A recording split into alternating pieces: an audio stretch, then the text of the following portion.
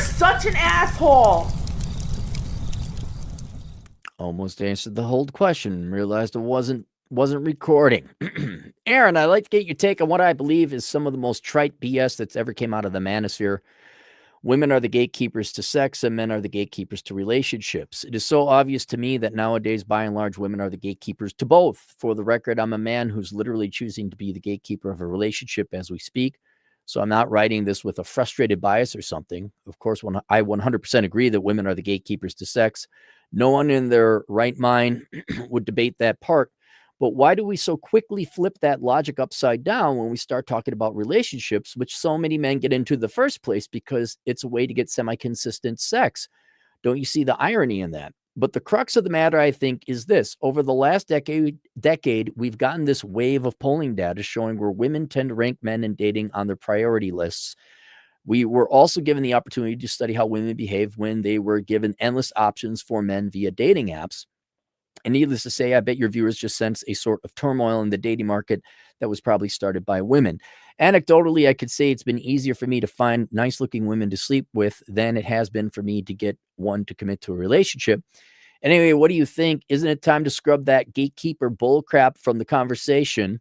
And here it is. Hear it in a world where men are all top 10% men, in a world. Maybe that reasoning works for the proverbial top 5% of guys, but I'm more interested in what the other 95% are experiencing. You, sir, have answered your own question. So, all right, let's go back to physics and science. In a world, okay, if you wish to escape the gravitational pull of Earth, right? You wish to have the escape velocity of Earth, you must achieve that speed or more. If you fail to reach that speed by 1/1000th of a mile per hour, you will fall back to Earth. You will not escape. If you want to have a fission reaction, a nuclear fission reaction, you need a critical mass of whatever, uranium, plutonium, whatever it is, in order for the critical mass to have the fission reaction and explosion. And if you're a one atom shy, crime, if you're a one atom shy, you will not get the explosion. Melting temperature. You got a piece of iron. I forget what the melting temperature of iron is. If you are 1/10,000th, a fraction of a degree cooler than that, it will not melt. But if you go 1 mile an hour faster than Earth, you get that extra atom for the plutonium, or you get that extra degree, explosion, escape velocity, melting.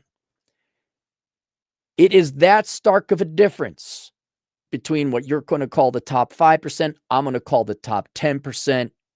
Other data shows 20. We'll maybe get to that later.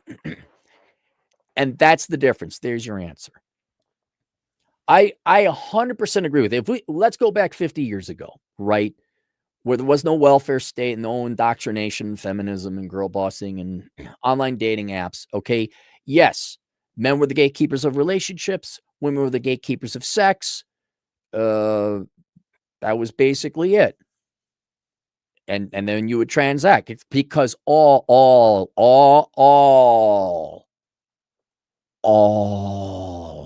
relationships are transactional. All.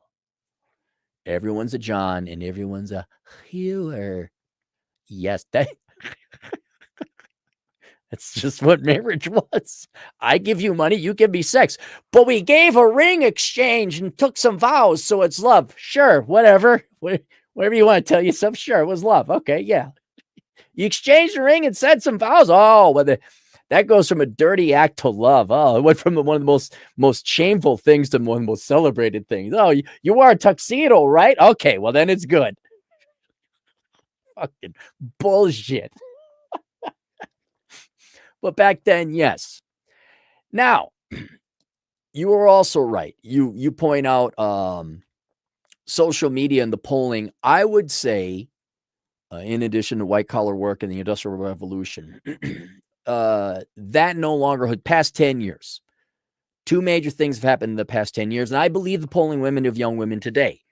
You have feminism, not so much in the equal treatment of women, but this weird values, anti-male value system. I don't mean they're bigoted against males or misandrous. I mean their entire value system is in how much they aren't men or they don't need men. The irony of many feminists is how they value themselves based on men and not being them, like an obsession, right? Well, at least I'm not them. At least I'm a Chicago Bears fan. Like, why do you hate the Bears so much? Do you want to sleep with the Bear? Oh, you got the Totes McGroats crushes on the Bears. Anyway, I think that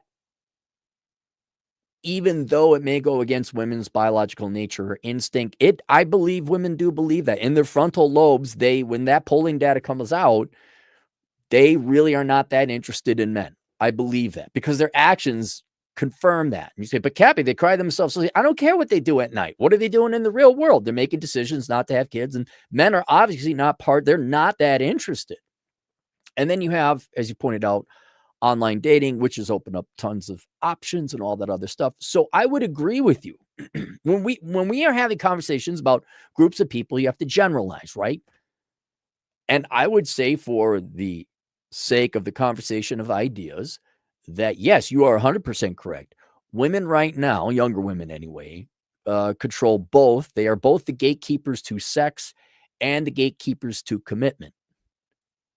Except in a world where you're a top 10% man. And then it fucking flips. All right.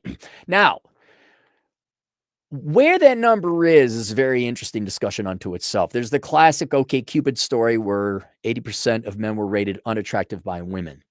You say 5 and 95. I think that's a little bit extreme. If we use data, using online dating data, and Old Man Rollo, I think some other people pointed this out, it's asymptotic. So where do you say that flip happens, right? It's not as precise as you get one more atom, you get a nuclear explosion. It's not a poof like that. It's not that.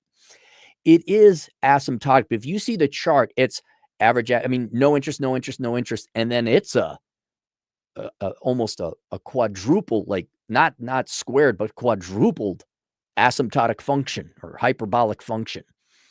And it's right about the 7 to 8% top men. If you get to the 7 or 8, it just skyrockets. It goes vertical. There's a little bit of a curve between the 8s and the 9s linearly, or like from 10% to the 9, 8%, the top 10%, top 8, 9%. You hit 8, 7%, you're up. It's about as close to a switch as you're going to get with any kind of social science, like a flip, not a dial, not a spectrum. And that's kind of what I wanted to point out to you, is that for the most part, the vast majority of men, let's call it 92, 93% of men, women are the gatekeepers to both. But if you're that top 5% guy, it goes back to factory settings. We go back to the way it was forever. The men are gatekeeping commitment and women are gatekeeping sex. But by that time, they're throwing the sex at the men, like throwing cannonballs up against a fortress under siege so they can break them down and hopefully get them to commit. And what's interesting is it's a funny phenomenon. If we talk generally about the discussion, right, philosophically observing this about all of humanity, and you ask men, are women gatekeepers of sex and relationships? Most young men today would say, yeah, both. Because I kind of had the experience you did where, I had sex, but yeah, a lot of gals didn't stick around after that. I frankly didn't realize how good I had it. She just had sex and left. And instead, I was, shad Cappy, but I should have been like, this is great.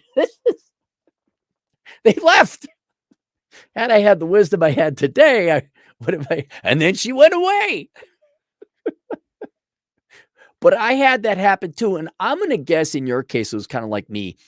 You weren't a 9 or a 10, or you aren't a 9 or a 10. You're like a 7 or an 8, which girls will use you for fun, but they won't commit, which is confusing for a younger guy. But there's that gray area.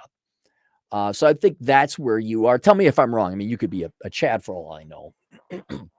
But that's where you're like, yeah, they'll have sex, but they won't commit. You're probably a 7 or an 8. But if you were to ask the vast majority of men, are women the gatekeepers of commitment? Most men would say yes today. Now, ask women the same question. Are women the gatekeepers to commitment, or men the gatekeepers to commitment? And I guarantee you they're going to say the men are the gatekeepers to commitment. And you want to know why? Because you 92% of men don't exist. I mean that very literally with every sense of the word. You can ask guys, are women the gatekeepers of commitment? They say yes, and you're right, generally speaking. You can ask women, and they 100% believe, no, men are still the gatekeepers of commitment. Why? Because you 92% of guys, you don't exist. You don't. They're only interested in the guy that I got for the thumbnail, who's an exceptionally attractive man. He's a somewhat famous, I guess, obviously a model. They're only interested in Henry Cavill. And they got the horse blinders on. And so you can have two opposing views be true at the same time. Men can say, well, yeah, women are the gatekeepers of sex. We're like, no, I'm sorry, the gatekeepers of commitment. Women are like, no, men are. But that's ignoring all those other men because those men don't exist. They're not factored. They're not part of the market, right? They don't have that extra atom of plutonium. You get that extra atom of plutonium, women are only interested in nuclear reactions. Women are only interested in escape velocity of Earth, right? And that's all the market in their minds. That's the only market. Now, of course, the irony or the tragedy or whatever you want to say is if you're in that top 7%, you effectively have a harem. And that's what men want more than marriage, frankly, to be perfectly honest. I know a lot of guys, no, I'd like to have, I get it, but you'd like to have a side piece or two as well. Don't lie about that, right? But you got these guys who got women throwing themselves. You should see the chart. And these girls can't. They could settle for a 7. They could settle for an 8. Nope. That's not enough atoms of plutonium. They need that nuclear explosion. And they won't settle for anything less. And so, yeah, once you go into that top 7, 8% thing, it's old school. Men still control commitment, which in women's minds is the only market out. That's the reality. Because everyone else doesn't exist. But for the empirically speaking, factually speaking, in the real world, yes, women today are not that women were never that interested in sex, and women are today not that interested in commitment. And ladies, before you say we like sex, with the top 7%, we are aware, not with you. Yeah, you cheat. Women like sex, just not with you. And not with you means 92, 93% of the guys out there. I mean, I've had both, right? I was about an 8. If you throw in the dance instruction and all that shit, I was an 8. I was right on the cusp. So I did have gals that really liked me. And yeah, they would throw themselves. I mean, it was not common, but it happened. But I've also experienced the vast majority of, because I was younger and skinny and scrawny and, I'm not particularly good looking guy when I was young. So I got rejected, of course, too. So I've seen both. But yeah, it's, I don't give what feminist horseshit bullshit they've been fed. If they like you, that shit goes out the window and they're knocking at your door, showing up at your house at 3 a.m. in lingerie like, bitch, I want to go to sleep. Why the fuck are you here? And they get clingy and stalky. It's weird. Very scary. But yes, you are right. Today, we can state as general fact, obviously, Bell distribution curve, different people. Yes, I know a tall Asian. Actually, I don't know a tall Asian. I think all the Asians I know are average height. Khan's taller than me. He's kind of tallish for an Asian, but everybody else I know is short. Yes, I know a tall Asian, but generally speaking, today in the dating, courtship, marriage, age demographic, you could say more or less factually, women are gatekeepers of sex and commitment. However, in women world, where only the top 78% of men exist, men still gatekeep because that's all they care about. That's basically it. And so, yes, you are correct. But in times past, the manosphere was correct. Like men, generally, it's still going to hold true. like once the economy collapses, we go back to factory resetting. Society goes back to factory settings. It's going to go back to transactional relationships, rhymes with institution. But it's love because I exchanged the metal on her finger. See, that's love. Now it's good. Now it should be condoned by society. It should be celebrated. Okay. You exchange the ring, the piece of metal around the finger. All right, that's good now. We're going to shame you otherwise. We're going to get you fired. But you put metal on her finger. Now, that's love. Oh, that's sacred. It's holy. When's the divorce? You dumb fuck humans. Oh, anyway, where was I going?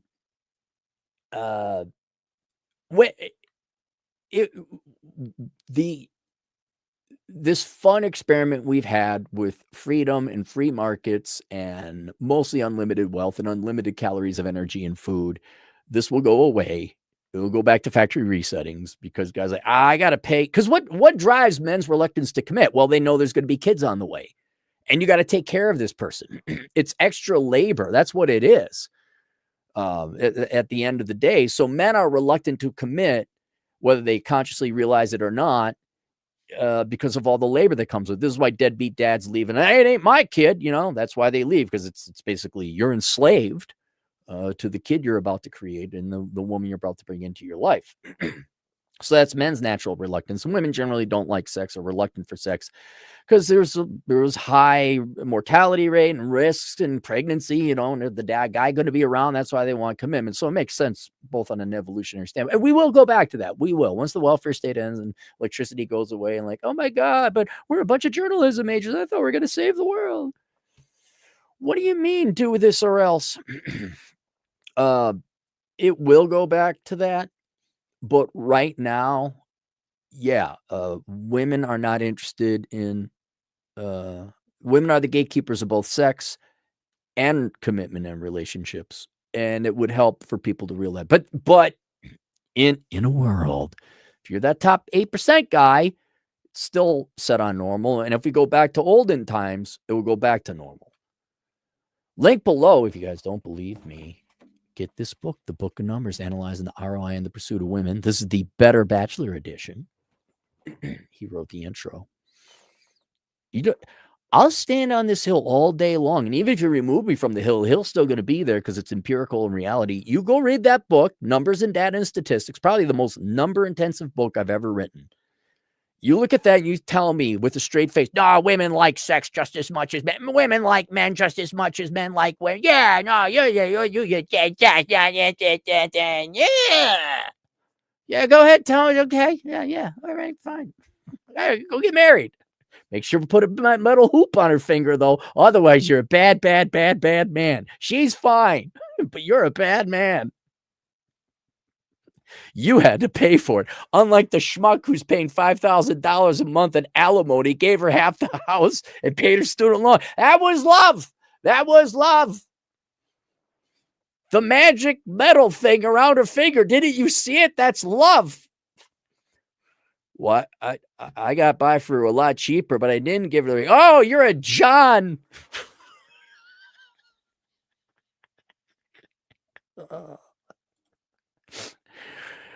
Space Cowboy, $5. Maybe it's cope on my part. Even if Huaman manages to get the top % of men, they inevitably find a way to fumble it all, thinking there's better.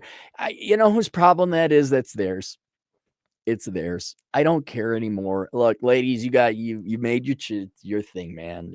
I don't care. Go get a master's degree. Spend your time doing that. Go freeze your. I don't care.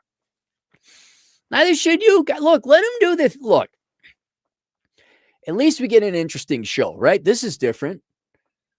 We're rejecting you. Okay, I don't control that, but this will be curious to see what happens to you. Finally, go do your thing. I'll sit here with a cup of tea. Oh, is that what you're going to do now? A PhD, because the master's wasn't enough. That'll make you happy. That'll make you happy. I like how you keep voting for soy boy Democrats to become in existence, and all you get is Antifa guys asking you out, but then you want Henry Cavill, huh? Oh, okay. All right, see you guys later, Toodles.